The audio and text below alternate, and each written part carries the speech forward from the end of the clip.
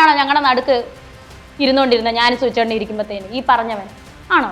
നീ പോയി ചാവടി ശവമേ. അതിന് ഇവരാണോ കണ്ടത്? ഞാൻ എന്നെ സൂചിച്ചിട്ട് പിച്ചക്കാരിയായിട്ട് നടത്തിയെന്ന് ഇവരാണോ കാണുന്നത്? അല്ലെങ്കിൽ റീല് കണ്ട് ലൈക്ക് ചെയ്തുള്ള ബന്ധമല്ല. അവൻ എൻ്റെ മോനാണ്. വൃത്തികേടെന്ന് പറഞ്ഞാൽ വെറും വീട്ടുകാരെ വരെ വൃത്തികേട് പറയും. ഞാൻ എന്ത് ചെയ്താലും ഇങ്ങനെ ആയിപ്പോവും. ഞാൻ എന്ത് ചെയ്യും? അതിന് എൻ്റെ കുറ്റമല്ല. ഇല്ല, എനിക്ക് വേണമെങ്കിൽ എന്തൊക്കെ എത്താൻ പറ്റത്തില്ലേ? അയ്യോ, സുജിച്ചേട്ടനുള്ളപ്പോ ആരെ കൊണ്ടും തൊടിയിപ്പിക്കാതെ കാത്തു സൂക്ഷിച്ചുകൊണ്ടിരുന്ന രേണു ഇപ്പൊ ഇതാ. ഇത് നാളെ ചിലപ്പോൾ കല്യാണം കഴിഞ്ഞു തന്നെ ആയിരിക്കും വരും. തൊട്ട് അഭിനയിക്കേണ്ട സ്ഥാനത്ത് തൊട്ട് അഭിനയിക്കണമെങ്കിൽ ഞാൻ അഭിനയിക്കും. എന്ന് പറഞ്ഞ വീട്ടില് കിച്ചു ഇല്ല, കിച്ചുവിനെ ഇറക്കി വിട്ടു, കിച്ചുവിന് അവിടെ ഒരു ബെഡ്റൂം ഉണ്ടോ എന്നൊക്കെ 10ഉം 12ഉം കെട്ടി നടക്കുന്നവർക്ക് വിഷയമില്ലല്ലോ.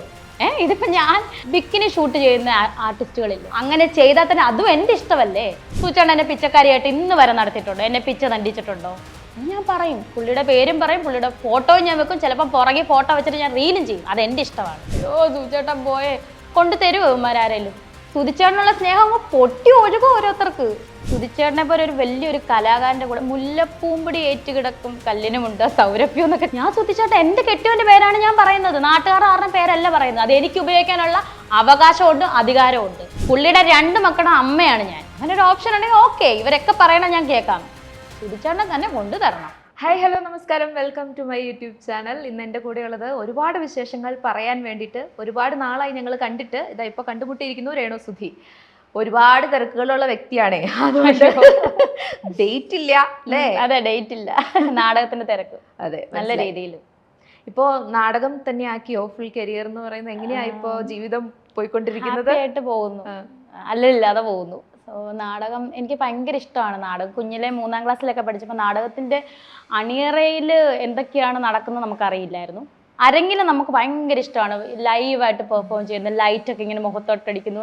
അതൊരു ജീവിതം പോലെയാണ് നമ്മൾ കാണുന്നത്. ഇങ്ങനെ കുത്തിയിരുന്ന് കണ്ടിട്ടുണ്ട് കുഞ്ഞിലെ. അപ്പം കുഞ്ഞിലെ തൊട്ട് ഒരു കുഞ്ഞു മോഹമുണ്ട് നാടകം നടിയാകണമെന്ന്. അത് കുഞ്ഞിലെ തൊട്ടുള്ള മോഹം കേട്ടോ, ഒരാളുടെ പറഞ്ഞിട്ടില്ല, ഉള്ളതാണ്.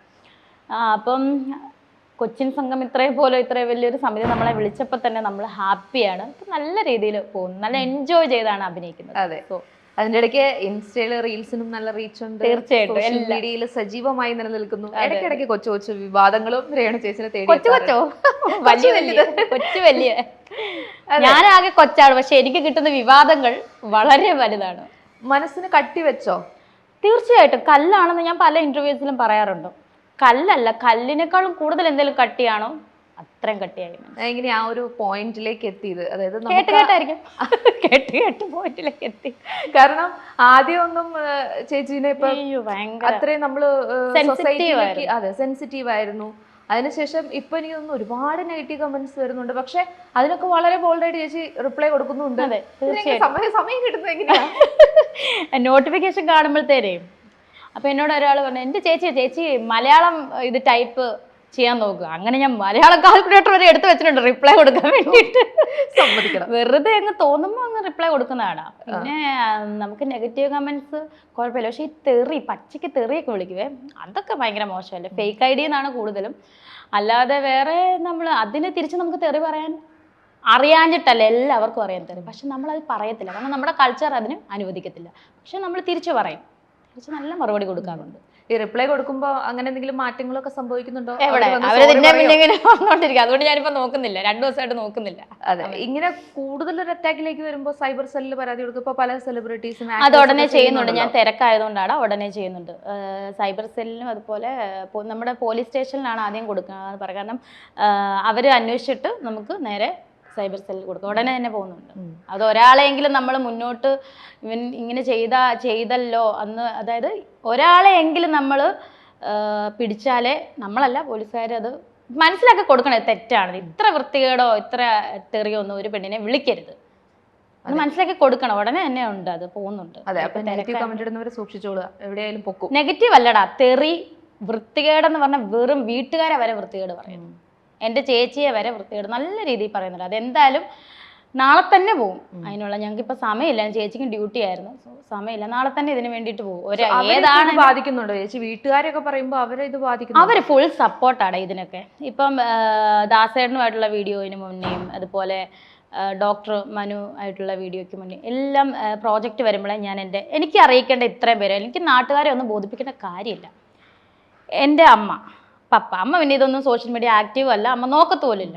അമ്മ കാണിച്ചാൽ കാണും, അവരുടെ കയ്യിലിരിക്കുന്ന കീപാഡ് സെറ്റ് എപ്പോഴും പപ്പ, പിന്നെ എൻ്റെ ചേച്ചി, സ്വന്തം ചേച്ചി, ചേച്ചിയുടെ ഹസ്ബൻഡ്, ചേട്ടൻ, ഈ 4 പേരോട് ഞാൻ പറയും അവർ ഓക്കെ ആണേ, അവർ ഫുൾ സപ്പോർട്ടാണ്. അതുപോലെ പറയുന്നത് കിച്ചു, മൂത്തമ്മ, അവൻ ഇതൊന്നും മൈൻഡേ ചെയ്യാറില്ല, അവന് ഒരു വിഷയമല്ല. ഇന്നാൾ വരാണ്ട് കമൻറ്റ് ഇട്ടേക്കുന്നത്, അതിന് നിങ്ങളുടെ ഒരു വീഡിയോയ്ക്ക് അവൻ ലൈക്ക്, അതിന് അവൻ കാണുന്നുണ്ടോ എന്നൊന്നും എനിക്കറിയാം. ഞങ്ങൾ വീഡിയോ അല്ലെങ്കിൽ റീല് കണ്ട് ലൈക്ക് ചെയ്തുള്ള ബന്ധമല്ല, അവൻ എൻ്റെ മോനാണ്, ഞാൻ അവൻ്റെ അമ്മയാണ്. അത് ഞങ്ങൾക്ക് 2 പേർക്കും അറിയാവുന്ന ബന്ധം, മറ്റുള്ളവർക്ക് അറിയാവുന്നവർക്കും അറിയാം.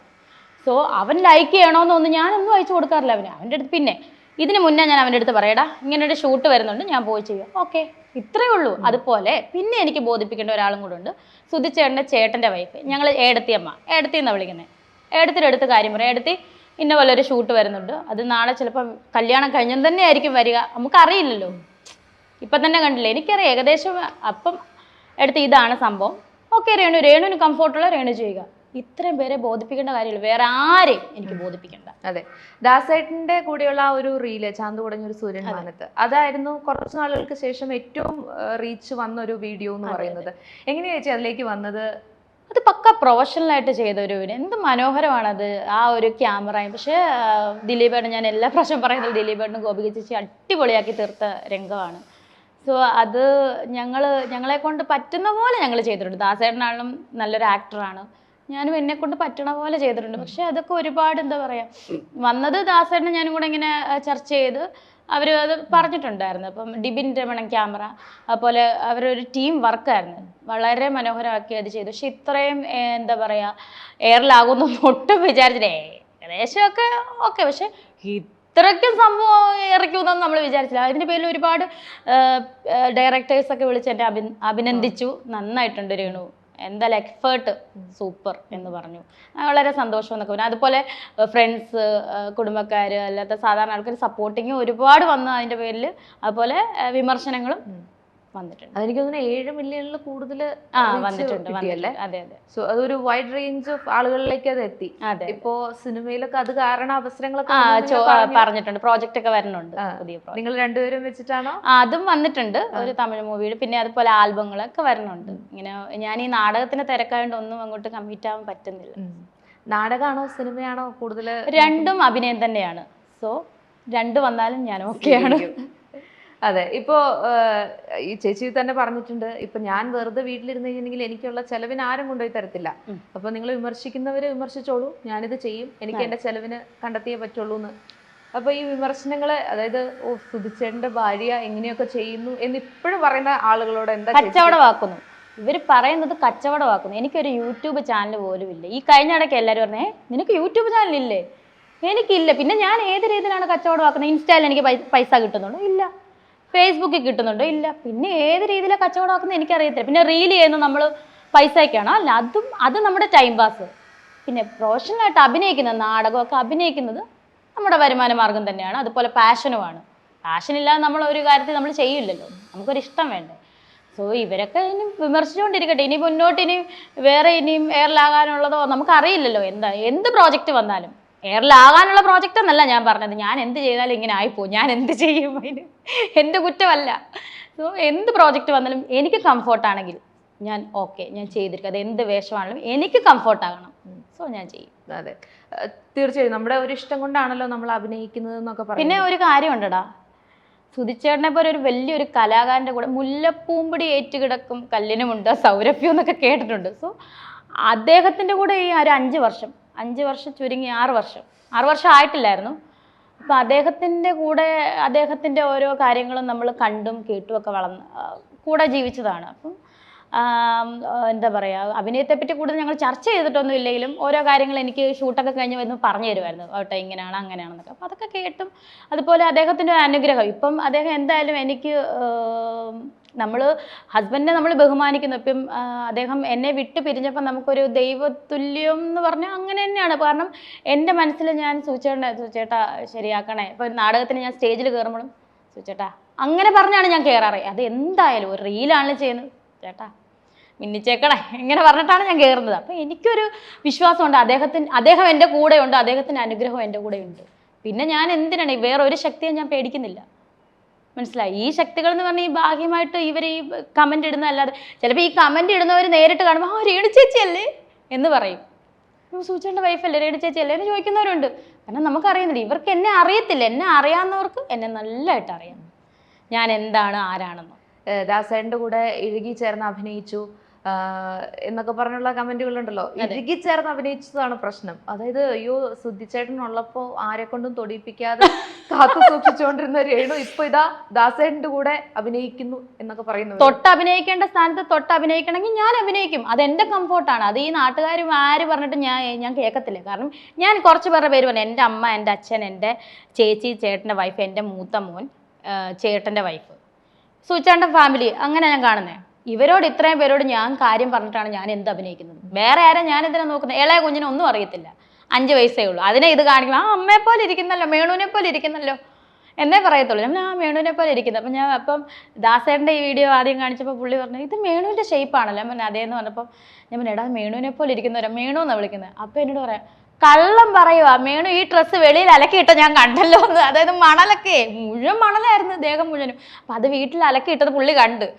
അല്ലെങ്കിൽ പറഞ്ഞാൽ ഇത് മേണുവിനെ പോലാന്ന് പറഞ്ഞു. അങ്ങനെ അതെ, അവൻ കുഞ്ഞാണ്. ഇപ്പൊ എന്താ ചേച്ചി? അവൻ UKG 5 വയസ്സ്. Okay okay.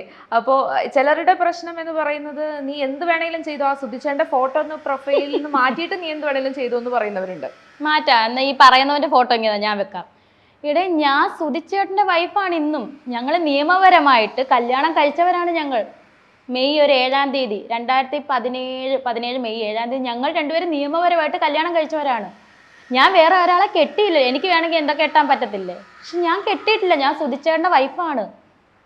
10ഉം 12ഉം കെട്ടി നടക്കുന്നവർക്ക് വിഷയമില്ലല്ലോ. ഇതിപ്പോൾ അപ്പം ഞാൻ എൻ്റെ കെട്ടിയവൻ്റെ ഫോട്ടോ ഞാൻ ചിലപ്പോൾ എനിക്ക് തോന്നുന്നു ഇത് മാറ്റിയിട്ട് എൻ്റെ മാത്രമേ ഉള്ളൂ എനിക്ക് തോന്നുന്നു. അത് ഞാൻ ചെയ്യും. അത് എൻ്റെ ഇഷ്ടമാണ്. ഈ നാട്ടുകാർ പറഞ്ഞിട്ടാണോ ഞാൻ ചെയ്യുക?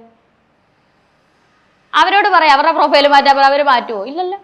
ഇതൊക്കെ എൻ്റെ ഇഷ്ടത്തിൽപ്പെട്ട കാര്യം, എൻ്റെ പേഴ്സണൽ കാര്യമാണ്. സോ അന്ന് ഞാൻ മൈൻഡ് ചെയ്യാറില്ല. അത് ഞാൻ ഇഷ്ടം പോലെ കമൻറ്റ് വരുന്നുണ്ട്, സുധിച്ചേട്ടൻ്റെ പ്രൊഫൈൽ മാറ്റിയിട്ട് വേണ്ടേ നിൻ്റെ ഈ അഴിഞ്ഞാട്ടം. എന്തഴിഞ്ഞാട്? ഞാൻ അഴിഞ്ഞാടിയോ? ഞാൻ അഭിനയിച്ചതല്ലേ. ഞാൻ ഒരു ഇൻ്റർവ്യൂവിൽ പറഞ്ഞ പോലെ, ഞാൻ പറഞ്ഞിട്ടുണ്ടോ എന്ന് എനിക്ക് ഓർമ്മയില്ല, എവിടെയോ പറഞ്ഞു, ബിക്കിനി ഷൂട്ട് ചെയ്യുന്ന ആർട്ടിസ്റ്റുകളില്ലേ, ഞാൻ അവരെ ഒരിക്കലും കുറ്റപ്പെടുത്തുമല്ലോ കേട്ടോ. അങ്ങനെ ഞാൻ പറയത്തേ ഇല്ല. അത് അവരുടെ ജോലിയാണ്. ഞാൻ അങ്ങനെ ചെയ്തോ? ഇപ്പം അങ്ങനെ ചെയ്താൽ തന്നെ അതും എൻ്റെ ഇഷ്ടമല്ലേ. അത് ആരും അതിനകത്ത് ഇടപെടണം. ഞാൻ എന്ത് ഡ്രസ്സിന്, അതൊക്കെ എൻ്റെ ഇഷ്ടമാണ്. ഞാൻ എന്ത് ചെയ്യണം, എന്ത് അഭിനയിക്കണം, ഞാനും ഒരു മനുഷ്യനാണ്. ഈ ഒരു ഇന്ത്യ ഭൂഖണ്ഡത്തിൽ അല്ലേ, അങ്ങനെയാണോ പറയുന്നത്, അവിടെ ജീവിക്കുന്ന ഒരു ജീവിയാണ് ഭൂമിയിൽ ജീവിക്കുന്നത്. അതൊക്കെ എൻ്റെ അവകാശത്തിൽപ്പെട്ട കാര്യമല്ലേ. പിന്നെ എന്തിനാണ് ഇവറ്റകൾ ഇങ്ങനെ കിടന്ന് പറയുന്നത്? എനിക്കറിയത്തില്ല. കഴിഞ്ഞ ദിവസം ഒരു കമന്റ്, ഒരു പെണ്ണാണ്, അതൊരു പ്രൊഫൈൽ ഒറിജിനലാണ്. നീ സുധിച്ചേട്ടനോട് ഉണ്ടായിരുന്നപ്പോൾ നീ പിച്ചക്കാരിയായിട്ട് നടന്നു, ഇപ്പം നീ എന്നെ ഇങ്ങനെ നടക്കുന്നത്? അതിന് ഇവരാണോ കണ്ടത്? എന്നെ സുധിച്ചേട്ടൻ പിച്ചക്കാരിയായിട്ട് നടത്തിയെന്ന് ഇവരാണോ കാണുന്നത്? ഞാൻ ലാസ്റ്റ് എനിക്ക് റിപ്ലൈ കൊടുത്ത് മടുത്ത് ഞാൻ ബ്ലോക്ക് ചെയ്തു. പിന്നെ എനിക്ക് ഇനി വയ്യ റിപ്ലൈ കൊടുക്കാൻ സമയമില്ല. ബ്ലോക്ക് ചെയ്ത് പിച്ചക്കാരിയായിട്ട് നടന്നു. ഇവരാണ് ഈ സുധിച്ചേട്ടൻ എന്നെ ഇത്രയും വർഷം കൊണ്ടു നടന്നത് പിച്ചക്കാരിയായിട്ടാണോ കൊണ്ടു നടന്നത്? എന്നെ പിച്ച തണ്ടാൻ വിട്ടോ സുധിച്ചേട്ടൻ? പിച്ചക്കാരിയായിട്ട് നടന്ന അവരങ്ങ് കൺഫേം പറയുക ഞാൻ പിച്ചക്കാരിയായിട്ട് നടന്നെന്ന്. അത് സുധിച്ചേട്ടനെ കൂടെ അപമാനിക്കുന്ന രീതിയില്ല അവർ പറഞ്ഞത്. സുധിച്ചേട്ടൻ എന്നെ പിച്ചക്കാരിയായിട്ട് ഇന്ന് വരെ നടത്തിയിട്ടുണ്ടോ? എന്നെ പിച്ച തണ്ടിച്ചിട്ടുണ്ടോ? പുള്ളി 5-6 വർഷം എൻ്റെ കൂടെ ജീവിച്ച മനുഷ്യനാണ്. മരിക്കുന്നതിൻ്റെ തലേന്ന് വരെ എൻ്റെ കൂടെ കിടന്നുറങ്ങിപ്പോയ മനുഷ്യനാ. നീ പറയുന്നത് എന്താണ് അർത്ഥം? പിച്ചക്കാരി ഇപ്പം ഞാൻ ഇതായെന്ന്, എന്തായെന്ന്? പിന്നെ വേറെ കമന്റ്, വന്ന വഴി മറക്കല്ലെന്ന്. എടേ ഞാൻ വന്ന വഴി തന്നെ നിൽക്കുന്ന ആളാണടേ. ഞാൻ എങ്ങും ഒരു വഴിയിലും പോയിട്ടില്ല. വന്ന വഴി തന്നെയാണ്. അതിന് മറക്കാൻ എന്നാ? എനിക്ക് ഇനി അൾസിമേഷൻസ് വരണം മറക്കാൻ. ദൈവമേ അതൊന്നും വരരുതേ, പ്രാർത്ഥിക്കുന്നു. സോ അത് വരണം. ഞാൻ ആരെയും മറന്നിട്ടില്ല. ഞാൻ ഇങ്ങനെ തന്നെ മുന്നോട്ട് പോകുന്ന ആളാണ്. എന്നെ അറിയാത്തവരാണ് ഈ കിടന്നത്. എന്തൊക്കെ സുധിച്ചേട്ടനുള്ള സ്നേഹം അങ്ങ് പൊട്ടി ഒഴുകും ഓരോരുത്തർക്ക്. ഞാൻ ചോദിക്കട്ടെ, ഇതിന് മുന്നേ ഒരുപാട് പ്രശ്നങ്ങൾ വന്നല്ലോ സുധിച്ചേട്ടന് ലോക്ക്ഡൗൺ ടൈമിൽ, എല്ലാവർക്കും അറിയാം. അന്നൊന്നും ഇത്ര ആൾക്കാരെ കണ്ടില്ലല്ലോ ഞങ്ങളാരും. ലോക്ക്ഡൗണിന് ഞങ്ങൾ പട്ടിണി ഇല്ലാത്ത എല്ലാം ഞങ്ങൾ അനുഭവി. പട്ടിണി വരെ വരുന്ന ഒരിതായപ്പോഴത്തേന് കുറച്ച് നല്ല മനുഷ്യരൊക്കെ കൊണ്ട് നമുക്ക് കൂടെ ഉണ്ടായിരുന്ന ഉള്ളവരെല്ലാം സപ്പോർട്ടിങ് ആയിരുന്നു കേട്ടോ. സൂചന ആ സമയത്തൊക്കെ എല്ലാവരും സപ്പോർട്ട്, സ്റ്റാർ മാജിക്കിനുള്ളവരൊക്കെ നല്ല സപ്പോർട്ടായിരുന്നു കേട്ടോ. അതല്ലാത്ത കാര്യമാണ് പറയുന്നത്. അവരൊക്കെ നല്ല സപ്പോർട്ടായിരുന്നു. നമ്മളെ സാമ്പത്തികമായിട്ടൊക്കെ സഹായിച്ചവർ ഒരുപാട് പേരുണ്ട് കേട്ടോ. ഇപ്പോഴും അവർക്കൊക്കെ ഒരുപാട് മനസ്സിൻ്റെ ഉള്ളിൽ തുറന്നുള്ള നന്ദിയാണ് ഞാൻ അറിയിക്കുന്നത്. നമ്മൾ താഴെ വീഴുന്ന അവസരത്തിൽ ഞാൻ സൂചിച്ചാണ്ട് ഒത്തിരി അനുഭവിച്ചു. ഞങ്ങളുടെ വീട്ടുകാരും ആ സമയത്ത് ഒരു സാമ്പത്തിക പ്രശ്നമൊക്കെ വന്നിട്ടുണ്ടായിരുന്നു. അതൊരു പണിയായിരുന്നു. അത് ഞാൻ പിന്നീട് ക്ലാരിറ്റിയൊക്കെ ചെയ്തിട്ടുണ്ടായിരുന്നു. സോ അന്നൊന്നും കാണാത്തവർ ഇന്ന് സുധിച്ചേട്ടൻ മൺമറഞ്ഞു പോയപ്പോൾ രേണു സുധി ദാസേട്ടൻ കോഴിക്കോടുമായിട്ട് റീൽ ചെയ്യുന്നു, ഒറ്റയ്ക്ക് റീൽ ചെയ്യുന്നു. സുധിച്ചേട്ടനുള്ള സ്നേഹം, ഇതൊക്കെ യഥാർത്ഥ സ്നേഹമാണ്. എന്നെ 2 എണ്ണം പറയണം, എന്നെ 2 എണ്ണം പറയണം. പക്ഷെ ഈ 2 എണ്ണം അല്ല 100 എണ്ണം പറഞ്ഞാലും ഞാൻ ആരാണോ ഞാൻ അത് തന്നെ മുന്നോട്ട് പോകത്തില്ല. ഞാൻ പറഞ്ഞില്ലേ, എൻ്റെ ഉള്ളിൽ സുധിച്ചേട്ടൻ തന്നൊരു ശക്തി. ഇപ്പം പറയും സുധിച്ചേട്ടൻ, ഞാൻ സുധിച്ചേട്ടൻ എൻ്റെ കെട്ടിയവൻ്റെ പേരാണ് ഞാൻ പറയുന്നത്, നാട്ടുകാർ ആരുടെ പേരല്ല പറയുന്നത്. അത് എനിക്ക് ഉപയോഗിക്കാനുള്ള അവകാശമുണ്ട്, അധികാരമുണ്ട്. പുള്ളിയുടെ 2 മക്കളുടെ അമ്മയാണ് ഞാൻ. അപ്പോൾ അതിൽ കൂടുതൽ അവകാശം വേറെ ആർക്കാ ഉള്ളത് ഇത് പറയാൻ? ഈ ലോകത്ത് എനിക്ക് തോന്നുന്നില്ല എനിക്ക് മാത്രമാണ് ആ ഒരു അവകാശം ഉള്ളത് ഇങ്ങനെ പറയാൻ, വൈഫ് എന്ന നിലയിൽ അവകാശം. അത് ഞാൻ പറയും, പുള്ളിയുടെ പേരും പറയും, പുള്ളിയുടെ ഫോട്ടോയും ഞാൻ വെക്കും. ചിലപ്പം പുറകെ ഫോട്ടോ വെച്ചിട്ട് ഞാൻ റീലും ചെയ്യും. അതെൻ്റെ ഇഷ്ടമാണ്. അതെ, ഒരു സുധിച്ചേട്ടനുള്ളപ്പോൾ കാണിക്കാത്തൊരു സ്നേഹം ഇപ്പോൾ രേണു പൊട്ടുകുത്തിയ അല്ലെങ്കിൽ അണിഞ്ഞൊരുങ്ങി നിന്ന ഒരു ഫോട്ടോഷൂട്ട് ചെയ്ത, നല്ലൊരു വസ്ത്രം ഇട്ട, നല്ലൊരു ചെരുപ്പിട്ട, ഒരു ലിപ്സ്റ്റിക് ഇട്ട, കണ്ണെഴുതിയാലൊക്കെ പ്രശ്നമാണ്. അത് ഞാൻ പറയാടാ, സുധിച്ചേട്ടനുള്ളപ്പോൾ എന്നെ ആർക്കും അറിയത്തില്ല. എന്നാൽ ഞാൻ എല്ലായിടത്തും വന്ന് പറഞ്ഞ, ഞാൻ ആരോടും പറഞ്ഞിട്ടില്ല. അതെ, ഞാൻ സുധിച്ചേട്ടൻ്റെ വൈഫാണ്, എന്നെ അറിയണേ. ഞാൻ ആരോടും പറഞ്ഞിട്ടില്ല. എനിക്കറിയത്തില്ല എങ്ങനെയാണ് ഇങ്ങനെ അറിയുന്നതെന്ന് എനിക്കറിയില്ല.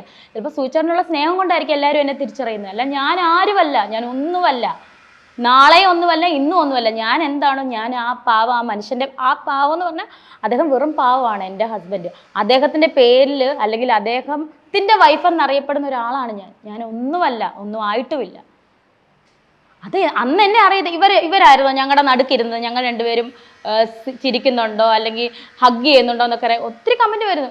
ഇവള് സുധിച്ചേട്ടനുള്ളപ്പോൾ ഇവളൊന്ന് കെട്ടിപ്പിടിച്ചിട്ടില്ല, ഇവനാണോ ഞങ്ങളുടെ നടുക്ക് ഇരുന്നുകൊണ്ടിരുന്നത് ഞാൻ സുധിച്ചേട്ടൻ ഇരിക്കുമ്പോഴത്തേന്? ഈ പറഞ്ഞവൻ ആണോ? ഒരു ഭാര്യയും ഭർത്താവും തമ്മിലുള്ള സ്നേഹമെന്ന് പുറത്ത് കാണിക്കേണ്ടതാണോ അത്? അന്ന് എന്നെ ആർക്കും അറിയാം. അന്നും ഞാൻ റീൽ ചെയ്യും, ടിക്ടോക്ക് ചെയ്യും. സുധിച്ചേട്ടനാണ് സപ്പോർട്ട് ചെയ്യുന്നത്. യൂട്യൂബിൽ അടിച്ചു കൊടുത്താൽ അറിയാൻ പറ്റും പഴയ എൻ്റെ ടിക്ടോക്ക്. ഞാൻ സുധിച്ചേട്ടൻ ഒരുമിച്ച് ചെയ്യുന്നുണ്ട് ടിക്ടോക്ക്. അന്ന് ഞാൻ പ്രഗ്നന്റ് ആയ സമയമാണ്. ഛർദിച്ച് കിടന്നിട്ട് പോലും 3 മാസം നല്ല ഛർദിലായിരുന്നു. എന്നിട്ട് പോലും ഞാൻ ടിക്ടോക്ക് ചെയ്യും. ആ സമയത്തൊക്കെ ഞാൻ ടിക്ടോക്ക് ചെയ്യുവാണ്. അതൊന്നും ആരും അറിയുന്നില്ലായിരുന്നു. ഇപ്പൊ ഇതിപ്പോ അറിയുന്ന എൻ്റെ കുഴപ്പമാണോ? അത് സിമ്പിൾ. എന്തൊക്കെ പ്രശ്നങ്ങളാണല്ലേ എന്ത് ചെയ്താലും. വേറെ കൂട്ടർക്ക് ഉള്ളത് മക്കളെ കുറിച്ചുള്ള ഒരു വ്യാധിയാണ്. അതായത് അയ്യോ, അമ്മ ഇങ്ങനെയൊക്കെ ചെയ്താൽ ആ കുഞ്ഞുങ്ങൾ നാളെ എങ്ങനെ പുറത്തിറങ്ങി, ഈ കുട്ടി എങ്ങനെ പുറത്തിറങ്ങി, എന്ത് ചെയ്തു? ഈ പറയുന്ന ഒരു ക്വസ്റ്റ്യൻ പറഞ്ഞു, എന്താ ഞാൻ റീൽ ചെയ്താണോ? അവർക്കതൊന്നും വിഷയമല്ല. കുഞ്ഞിനാണോ ഒന്നും അറിയത്തില്ല. മൂത്ത മോൻ അതൊന്നും മൈൻഡ് പോലും ചെയ്യത്തില്ല. പണ്ട് അവൻ എന്നോട് നേരത്തെ പറയും, അമ്മ എന്തിനാ ഈ കമൻ്റൊക്കെ വായിക്കുന്നത്? വേറെ പണിയില്ല, അമ്മയ്ക്ക് എന്നെ അറിയാം, എനിക്ക് അമ്മയെ അറിയാം, അത്രേ ഉള്ളൂ. അവനെ സംബന്ധിച്ച് അങ്ങനെ അധികം സംസാരിക്കാത്ത ഒരാളാണ്. എന്നിട്ട് പോലും എന്നോട് സുധിച്ചേട്ടനുമാണ്. ആ സുധിച്ചേട്ടനുള്ളപ്പോൾ അവന് ഒരുപാട് സംസാരിക്കുന്നതും കൂട്ടും അച്ഛനോടായിരുന്നു. പിന്നെ അച്ഛൻ പോയപ്പോൾ എന്നോടും സംസാരിക്കാറുണ്ടായിരുന്നു. എന്ന് പറഞ്ഞാൽ അവന് ഓരോരുത്തർക്കും ഓരോ സ്വഭാവമല്ലേ. ആ കുട്ടിക്ക് ആ ഒരു സ്വഭാവമാണ്. അവൻ്റെ മുഖം ഇങ്ങനെ ഇരിക്കുന്നു, വിഷമത്തിൽ ഇരിക്കുന്നു, ഞാൻ ഏതാണ്ട് ചെയ്ത് എന്തോ എനിക്കറിയില്ല. അവന് 20 വയസ്സുള്ളൊരു കുട്ടിയാണ്. അവൻ അത്രയും വലിയൊരു കുട്ടി എന്നെ ഇപ്പോഴും അമ്മയായിട്ട് അംഗീകരിക്കണമെങ്കിൽ ഞാൻ എങ്ങനെയായിരിക്കും അവൻ്റെ അടുത്ത് നിൽക്കുന്നത്? അവനെ ഏതായാലും പേടിപ്പിച്ച് അമ്മയെന്ന് വിളിക്കടാ എന്നൊന്നും ഞാൻ അന്ന് ആ 12ാമത്തെ വയസ്സിൽ ഞാൻ എന്നും പറയുന്നില്ല, 12ാമത്തെ വയസ്സിൽ എന്നെ അമ്മ എന്ന് വിളിച്ചതാണ് അവൻ. ഇന്നും അമ്മയും തന്നെയാണ് അവൻ വിളിക്കുന്നത്. അതിനകത്തൊരു സത്യമില്ലേ? ഉണ്ടോ? അമ്മയ്ക്കൊരു സത്യം ഉണ്ടല്ലോ. അതുകൊണ്ട് ഞാൻ ഈ കമൻറ്റ് കണ്ടിട്ട് ഞാൻ എന്തിനാണ് ടെൻഷൻ അടിക്കുന്നത്? അവനത് കാണത്ത പോലും ഇല്ല. പിന്നെ ഞാൻ കാര്യം പറയുന്നുണ്ട്, എടാ ഇന്ന പോലെ ഒരു ഷൂട്ടുണ്ട്, അല്ലെങ്കിൽ ഇതെല്ലാം ഞാൻ അവനെ അറിയിച്ചിട്ട് തന്നെയാണ് ഞാൻ ചെയ്യണത്. അവന് ഓക്കെ, അത്രയേ ഉള്ളൂ. അതിൽ കൂടുതൽ ഡീറ്റെയിലും ചോദിക്കത്തില്ല. ഇത് ഇറങ്ങിക്കഴിഞ്ഞ അമ്മ ഇതെന്നാ സംഭവം, അവൻ ഇതൊന്നും ശ്രദ്ധിക്കാറുമില്ല. ഞങ്ങൾ തമ്മിലുള്ള സംസാരത്തിനിടയ്ക്ക് അങ്ങനെ ഒന്നും അവൻ ഫോൺ വിളിച്ചിട്ട് അമ്മ എന്തുകൊണ്ട് കുഞ്ഞെന്തിയേ അവൻ്റെ കൊടുക്കും, അതല്ലാതെ ഞങ്ങൾ തമ്മിൽ വേറൊന്നും സംസാരിക്കാറില്ല. സുധില എന്ന് പറഞ്ഞ വീട്ടില് കിച്ചു ഇല്ല, കിച്ചുവിനെ ഇറക്കി വിട്ടു, കിച്ചുവിന് അവിടെ ഒരു ബെഡ്റൂം ഉണ്ടോ എന്നൊക്കെ ചോദിക്കുന്നവരും കുറവല്ല. അയ്യോ, ഉണ്ട്. അതിന്റെ ക്ലാരിഫിക്കേഷൻ എനിക്കൊന്ന് ഫിറോസിക്ക കൊടുത്തിട്ടുണ്ടെന്നോ, നല്ല രീതിയിൽ കൊടുത്തിട്ടുണ്ടെന്നോ. നിങ്ങൾക്ക് തന്നെയാന്ന് തോന്നുന്നല്ലേ? അടിപൊളി, എനിക്ക് ഇഷ്ടപ്പെട്ടു. എനിക്ക് പറയാനുള്ളതെല്ലാം പറഞ്ഞിട്ടുണ്ടെന്ന് തോന്നുന്നു. അതായത് വീടിന്റെ കാര്യത്തിന് എനിക്ക് പറയാനുള്ളതൊക്കെ പറഞ്ഞിട്ടുണ്ട്. എൻ്റെ പേരിലല്ല വീട്, എല്ലാവരോടും ഞാൻ പറയുന്നുണ്ട് എൻ്റെ വീടല്ല. ആ കുഞ്ഞ് 5 വയസ്സുള്ള കൊച്ചിനെ ഒറ്റയ്ക്ക് എങ്ങനെയാണ് അവിടെ നിർത്തുന്നത്? അതുകൊണ്ടാണ് ഞങ്ങൾ അവിടെ നിൽക്കുന്നത്. കിച്ചുവിൻ്റെ ഋതുവിൻ്റെ വീടാണ്, അതായത് സുധിച്ചേട്ടൻ്റെ 2 പൊന്നു മക്കളുടെ വീടാണ്, എൻ്റെ വീടല്ല. എത്ര തവണ പറയുന്നു. അതെ, അത് പറയുമ്പോൾ തന്നെ ഒരു കാര്യം കൂടെ എനിക്ക് പറയാനുണ്ട്. ഈ കഴിഞ്ഞ ദിവസം ഒരു മെസ്സേജ്, നീ എരന്ന് ഒരു പ്രൊഫൈൽ ഉള്ളത് എനിക്കതൊന്നും ഓർമ്മയില്ലടാ. അതാണ്, നീ സുധിച്ചേട്ടൻ മരിച്ചപ്പം കരഞ്ഞ് കാല് പിടിച്ച് എരന്നൊരു വീട് നിനക്ക് കിട്ടിയില്ലേടി, നിനക്കിനി വീട്ടിൽ നീ എന്തിനാടി റീൽ ചെയ്യുന്നത് മറ്റോളെ? ഞാൻ ചോദിച്ചു, നിന്റെ അടുത്ത് ഞാൻ വന്നോ കരഞ്ഞ് കാല് പിടിച്ച്? നീയാണോ എനിക്ക് വീട് തന്നേ? നീ എനിക്ക് വീട് തന്നോ എന്ന് ഞാൻ ചോദിച്ച് റിപ്ലൈ കൊടുത്തു ഞാൻ. കാരണം എനിക്ക് അത്രയും ഇത് ഫ്രസ്ട്രേഷൻ അല്ലേ, ഇതൊക്കെ കാണുമ്പോൾ കലിപ്പ് വരും. മനുഷ്യനാണ്, ഞാൻ മനുഷ്യനാണ്. ഇതിത്രയും ബോൾഡായിട്ട് വന്ന അവൾ അഹങ്കാരിയാ. ഞാനൊരു കാര്യം ചോദിച്ചു, ഞാൻ ഒറ്റയ്ക്ക് ജീവിക്കുന്ന ഒരു വ്യക്തിയാണ്. ബോൾഡ് ആകാനേ എനിക്ക് പറ്റത്തുള്ളൂ. ഞാൻ എന്ന് തളർന്നു കഴിഞ്ഞാൽ എന്നെ ആശ്രയിച്ച് കഴിയുന്ന എൻ്റെ മക്കളുണ്ട്, വീട്ടുകാരുണ്ട്. ഞാൻ നല്ലതെന്ന് അല്ലെങ്കിൽ ഞാൻ സന്തോഷിക്കണമെന്ന് പറയുന്ന വീട്ടുകാരുണ്ട്. അപ്പം ഞാനൊന്ന് ഡൗൺ ആയി കഴിഞ്ഞാൽ ഇവരെല്ലാം ഡൗൺ ആവും. ഇല്ലേ? ആകുമോ? സോ ഞാൻ ബോൾഡായേ പറ്റത്തുള്ളൂ അല്ലേ? എനിക്കിപ്പോൾ കരഞ്ഞ് നിലവിളിച്ച് നടക്കാൻ പറ്റുമോ? അയ്യോ സൂചേട്ടൻ പോയേ കൊണ്ട് തരുമോ ഇവന്മാരാരേലും? സൂചേട്ടനെ അങ്ങനെ ഒരു ഓപ്ഷൻ ഉണ്ടെങ്കിൽ ഓക്കെ, ഇവരൊക്കെ പറയണം, ഞാൻ കേൾക്കാം. സുധിച്ചേട്ടനെ തന്നെ കൊണ്ടു തരണം. നമ്മളും മരിക്കും ഇല്ലേ? നമ്മളും മനുഷ്യരായി ചിരഞ്ജീവികളൊന്നുമല്ല നമ്മളും മരിക്കും. അതൊക്കെ ദൈവത്തിൻ്റെ കയ്യിലുള്ള കാര്യങ്ങളാണ്. നീ പോയി ചാവടി, കമൻറ്റാ, നീ പോയി ചാവടി ശവമേ. ഇവനാണോ എന്നെ കൊല്ലാൻ നടക്കുന്നവൻ? ആണോ? ചാവടി. ഇവൻ്റെ വീട്ടിൽ ഞാൻ എന്തിനേലും പോയോ? ഞാൻ പറയുന്നില്ല, ഇപ്പോഴും ഒരുപാട് നല്ല മനുഷ്യർ ഇപ്പോഴും ഹെൽപ്പ് ചെയ്യുന്നവരുണ്ട്. അന്ന് ഹെൽപ്പ് എന്താ പറയുക, സുധിച്ചേട്ടൻ്റെ ഉള്ള സ്നേഹം കൊണ്ടും എന്താ ഞങ്ങളെ ഒരു രൂപ തന്നൊരു മനുഷ്യരെ പോലും ഞങ്ങൾ ഒരിക്കലും മറക്കത്തുമില്ല. പൈസയുടെ തന്നെ അല്ലടാ, എന്താ പറയുക, ആശ്വാസം തന്നെ. ഒരുപാട് പേര് സപ്പോർട്ട് ആ ഒരു മനുഷ്യരെ ഞാൻ മറക്കത്തുമില്ല. നാളെ എന്താ പറയുക, എന്തായി തീരും ദൈവത്തിൻ്റെ കയ്യിലാണ്. എന്തായാലും ഞാൻ വന്ന വഴി മറക്കുന്ന ആളല്ല. ഞാൻ വന്ന വഴി തന്നെ നിൽക്കുന്ന ആളാണ്.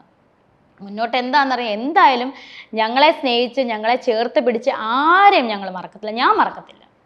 അതെ, സുധിച്ചേട്ടനോടുള്ള ആ കലാകാരനോടുള്ള ഒരു ഇഷ്ടം കൊണ്ട് അദ്ദേഹത്തിൻ്റെ മരണത്തെ തുടർന്ന് നിങ്ങൾക്കൊരു വീട് വെച്ച് കിട്ടി.